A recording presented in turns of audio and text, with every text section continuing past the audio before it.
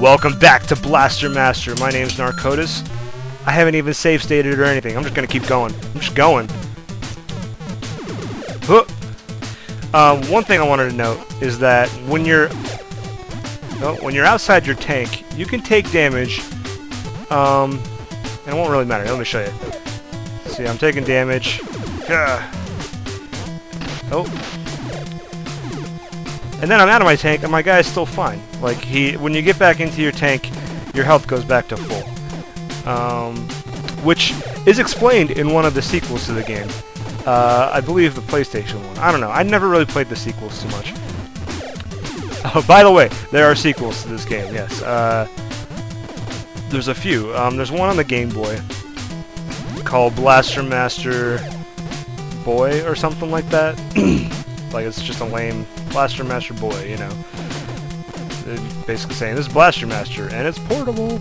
And then there's one that was released on the Sega Genesis called Blaster Master 2. Apparently didn't do too well. I didn't even know about it until I looked it up, honestly. Like, it's graphics are nice, I guess, but apparently it just flopped. It wasn't a very good game, as I hear. And then there was one for the Gameboy Advance. It was called like Blaster Master Rearmed or something like that. And then there was one for the PlayStation called Blaster Master Blasting Again, which was Blaster Master's first foray into 3D graphics and everything. And more recently, there was a game called Blaster Master Overdrive, which was on the Wii, like, Virtual Console or whatever, or WiiWare. I can't keep it too straight. Virtual Console is just like old video games. WiiWare is like specific Wii titles, right? I believe that's how it works. So it'd be WiiWare. Anyway, that one's you know, it was made within the last like 3 or 4 years or so. I don't remember exactly when, but it's I didn't play it too much. You know, I played the first bit of it and it was cool. It just didn't seem to have the same spark of life that the original game had. I don't know. Maybe I'm just a guy that's a sucker for nostalgia or something. Who knows? But point is that it was it's fun. It's got pretty graphics. I hear it's like a reimagining of the first game, actually. I don't know, because when I played it, it was nothing alike. I mean, the level layout certainly wasn't the same. But you know, what are you gonna do? So anyway, those are the sequels, and they're all pretty cool, I guess. You know, like I said, I haven't really played them that much, or some of them not at all. But you know, I'm just gonna say that none of them are really as good as this game. They never quite managed to bottle that lightning again. This game was just a perfect. I mean, maybe it's just more. It was the perfect time, you know. Because I've played this game countless times, you know, and I'm a sucker for nostalgia and stuff like that, and so I can't tell how much of my love for this game is just purely, you know, based on my own experiences, or if it's a good game. I think it's just because it's a good game. I don't know. The controls are very fluid, very tight. Like this tank. It just goes wherever you tell it to, and the physics on it are pretty great. And I love the design of it too. I love how its wheels just kind of bounce off the tank when you're jumping. That's fun. Alright, so here's the overhead area for Area 2. By the way, you may have noticed I've been like passing up all kinds of other areas. I've just been going straight to the goal here, guys. I'm not going to any of the other secret areas or whatever, because they don't offer too much. They'll offer like some secondary weapons for your tank. Let me show you those real quick. These guys down at the bottom here, homing missiles, lightning, regular missiles, and I'll collect plenty of those as I go. And you know, I never really use them that much, so I don't really care about collecting them that much. I don't really care about killing those guys either. Man, those stupid little turret things usually drop a gun upgrade. I want to show you guys the gun upgrade, and I'll get to in a second here, but these guys. Oh, God. Cool. Full health. Alright, so the way the gun works in this game is you collect little gun upgrades that will sometimes drop off enemies, very rarely drop off enemies actually, or you can just find them on the ground, like so. Flashing things give you 4 of something, and just solid gray ones will give you 1 of it. Anyway, so I've got 4 guns here, and you can see how my bullets are kind of like doing this loopy curly thing. I call this the curly gun. I'm not going to pick that up because there's a thing about this game is that some of the upgrades to the gun are, in my opinion, actually worse than the lower level gun. And that becomes problematic. You're going to see in this video, I'm not actually going to collect hardly any gun upgrades because I don't care. I do fine with like the rank 1 gun, and all the rank 1 gun does is go all the way across the screen. See, I'm actually downgrading on purpose so I can just shoot this here. Alright, so the way boss battles work in this game is, for most bosses, you just shoot them or grenade them.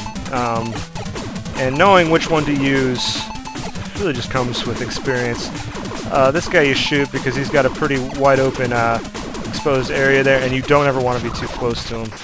But the last boss you just grenade, because I think grenades might even do more damage, but more importantly they just go right where you... I don't know. Whatever.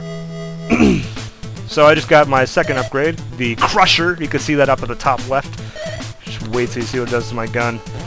Whoa! Rainbow guns! Woo! Let's party. Come on. Alright. So... yeah, I'm stoked about rainbow guns. I'm just gonna collect this stuff down here. I don't care about the secondary weapons here. I'll show you what the lightning does. It's kind of crappy. I mean, it seems good, but like it's very imprecise. Like it's hard to hit stuff with it sometimes. The one I only ever use is the homing one. I actually don't even have any homing missiles right now, but I'll use it to kill those stupid worm guys. I'll show you what I mean in a second here. Yeah. So Blaster Master is cool. Yeah, there was actually a few differences between this game and its Japanese release. I mentioned the story, how there's some galactic dictator taking over, your planet, and you're saving the planet now, or something. I don't know. It's very, I don't know. It seems almost like a cliche. Like it's just kind of, you want to watch those little red pools right there. They'll wreck you. I mean, before you can jump out, you lose half your health. It's kind of dangerous. But anyway, one key difference here. I'm going to show you guys another thing. One key difference is that the intro with Jason and his frog and everything, that wasn't at all in the Japanese version. There was no intro. They added that in completely for the United States release.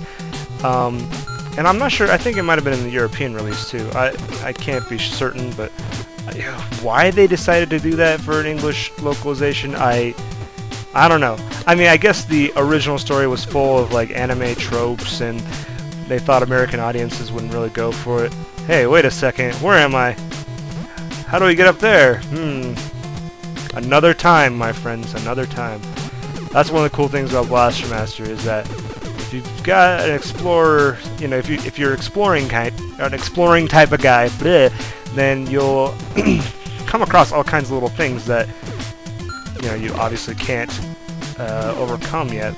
And I just love it when a game does that. I don't know what it is about showing me things and then letting me,